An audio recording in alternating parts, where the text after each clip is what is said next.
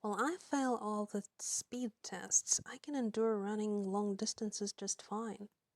He, however, looks completely exhausted after just a few laps. Wow, just like me. At school. Boy, that feels familiar. After overheating one of the conversation oh fuck overheating after overhearing one of the conversations between teachers, I learned that Vincent has health complications. Ah, that's why he looks so frail. Maybe he has cancer or some shit like that. Huh, Fennel's not running again. I heard he has a weak heart. Or was it anemia? He's the best student in class. Maybe he's pushing himself too hard. People like that don't live long. Yeah, well, smart people don't live long, yeah. Especially in authoritarian countries. My uncle died from a stroke. Really? Vincent? Dying? The possibility has never occurred to me before. Maybe children don't think too deeply about life and death in general. I look at him sitting on a bench near the teacher watching us run. We never really talk. But I've been watching him for a while. So to me, it feels like we share a connection.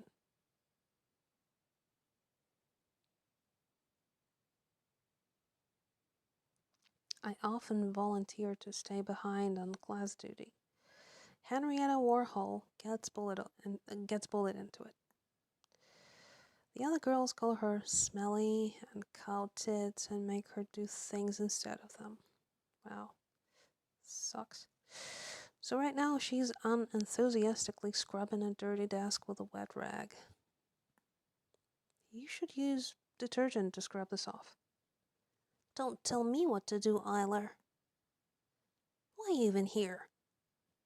It's not your turn to clean. I like cleaning. Or more like, I can't trust anyone with it. Ah, super OCD, huh? Yeah, that's not very good actually. That's kind of annoying if you have it. Everyone's too sloppy and lazy to properly clean all the dust. Just thinking of sitting behind a dirty desk makes my skin crawl. Weirdo. You can go home. I plan to stay after lessons anyway. I have piano class coming up in 2 hours. Just enough time to clean and go home and do homework. No, I'll stay. They're waiting outside. If I go too early, they might think I'm slacking off. Damn, that's complicated. Okay. We clean in silence. I don't really know what to talk about with her. Henrietta doesn't seem like she's up for discussing homework either. Who would? Henrietta? Yes. Give me what? Hold up. Yes? Uh-huh. Give me a hand. Huh? I place a candy in it. Here, good work today. Carrying snacks around still remains as a habit of mine. Might as well try to win Warhol's goodwill with it. Henrietta stays weirdly silent. There isn't anything wrong with it, right? Unless you don't like barberry flavor. What's barberry? I don't even know this. Oh, gotta Google it later. Thanks.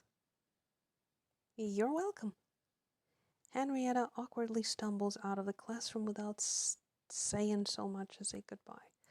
Weeks later, we start talking during lunch breaks sometimes. The other girls mock and tease her for it, but Henrietta learns to talk back. Wow, that's you go, girl. Yeah, that's good for you. Maybe she's more confident about herself when she feels less alone. Okay. Henri, who the fuck is this? Okay, listen up, Eiler. We're gonna get rid of your acne. I'm gonna send you a list of skincare products and food to avoid. But, Mom. No buts. Oh, that's it. That's his mom.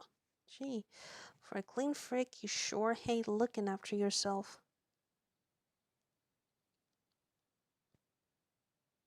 Mother never tells me anything about her past, or father, and I never ask. It's something we never talk about. All I can do is listen to her occasionally cry at night and keep quiet about it in the morning. She's holding up well, but I can't help but worry that one day she might trip and fall and never get up. The thought makes my hands itch, and I spend 10 minutes in the bathroom trying to wash it off. I want to grow up and become someone she can depend on.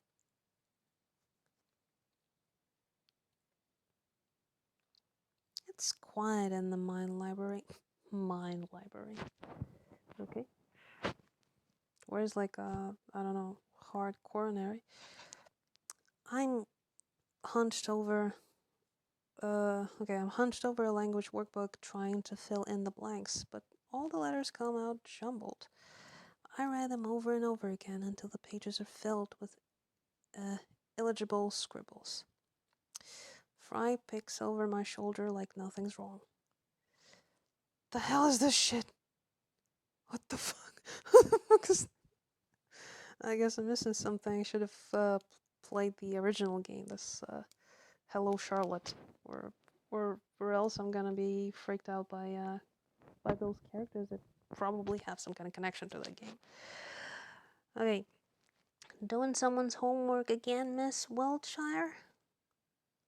You do know that it's not your obligation to do it, don't you? It's for a friend. Ah, so that's why you couldn't turn them down. Because they said you're friends. Was it so wrong to believe them, Fry? Nah, of course not. Miss Wiltshire is a very earnest... Miss Wiltshire is a very earnest girl after all. Too gullible for her own good. You see, what your so-called friend used was a keyword. A password that doesn't mean anything. You heard it and immediately thought of the meaning you had for it. You may have thought the other person meant, I want to help and understand you, but in reality they meant, I want to use you for my own needs. Sure, they could have been honest with you, but would you be doing this for them if you knew the truth? Yeah, right. But that doesn't mean them evil per se. If they were the main character, I'm sure the viewers would understand their way of thinking. Fry runs his finger over a messed up sentence and stops at the period mark. The true evil lies in muddled words, Miss Wiltshire.